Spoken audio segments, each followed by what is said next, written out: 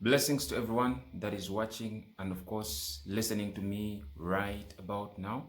I have a very beautiful word of direction, and also it's a word of upliftment. Brothers and sisters, these words that I release on a daily basis are words that are going to help you in your day-to-day activities. You need God's guidance. You need to continue hearing the voice of God. The Bible says it clear that my sheep hear my voice and they know. So if you belong to God's sheep, you are expected to hear his voice and to know when he has spoken. And listen, everyone hears the voice of God. The problem is recognition. To recognize when God has spoken. That is the most difficult part to many people. They fail to recognize that God is the one speaking to them. And there are many ways in which God speaks. He can speak to you through his word. When you read his word on a daily basis, he speaks to you. This is why the Bible says, this book of the law shall not depart from your mouth, but you shall meditate on it day and night. In that meditation, God will speak to you. God can speak to you using anything. He can use people to come and speak to you, to confirm the word that he has already spoken to you. He can speak to you through visions, and also he can speak to you through dreams.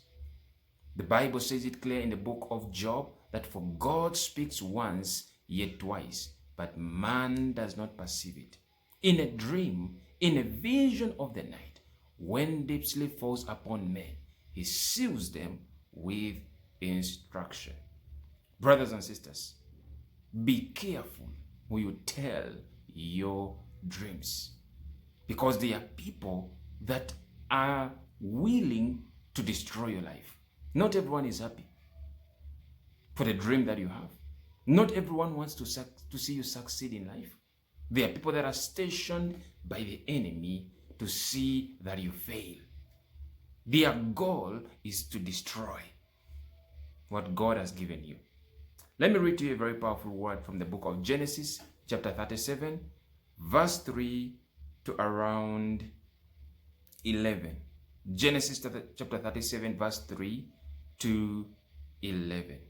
And it reads, Now Joseph had a dream, and he told it to his brothers, and they hated him even more. So he said to them, Please hear this dream, which I have dreamed. There we were, binding sheaves in the field. Then behold, my sheaf arose and also stood upright. And indeed your sheaves stood all around and bowed down to my sheaf. And his brothers said to him, Shall you indeed reign over us? Or shall you indeed have dominion over us? So they hated him even more for his dreams and for his words. Then he dreamed still another dream and told it to his brothers and said, Look, I have dreamed another dream, and this time the sun, the moon, and the 11 stars bowed down to me. So he told it to his father and his brothers, and his father rebuked him and said to him, What is this dream that you have dreamed? Shall your mother and I and your brothers indeed come to bow down to the earth before you? And his brothers envied him, but his father kept the matter in his mind.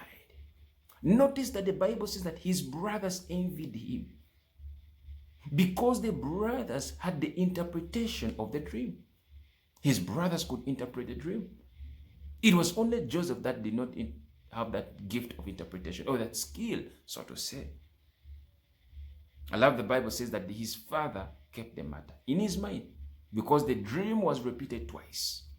Usually when a dream is repeated twice, it is a confirmation of what God has spoken to you, that thing will surely happen.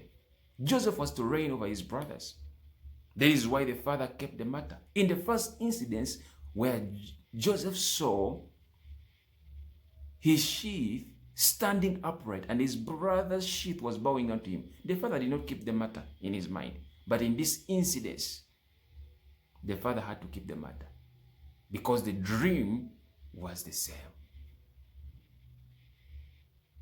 His brothers were stars, but they hated him. They hated him. The Bible says they envied him. They hated him even the more. Listen, just because you cannot interpret your dream today, it does not mean you need to go on telling each and everyone what that your dream is. No, sometimes the dream is for you. Write it down. And we have already spoken about the book of Habakkuk, chapter 2, verse 2, which says that the vision is for an appointed time. Write it down. Make it plain on tablets, that he may run who reads it. For it will come to pass. It will not delay. Don't just take things for granted. The dreams that you think and do not make sense actually are the most important dreams. Write it down, because there's a reason as to why God gave it to you. In the near future, as you read the word, as you are obedient to God, the Bible says obedience is better than sacrifice. You'll be able to interpret that dream. God has given you that dream only for your consumption, not for your family, not for your brothers, not for your friends, because God knows if that dream was to be shared with your friends, God would have told that dream, the same dream, to your friends. But he told it to you. It is for you, to help you, to guide you, so that you may not lose heart. Brothers and sisters, pay close attention to your dreams. And do not just go on telling everyone your dream, because there are people that are haters, sent by the enemy to destroy what God has given you. I hope this word has blessed you. I hope it has encouraged you. Until next time, shalom.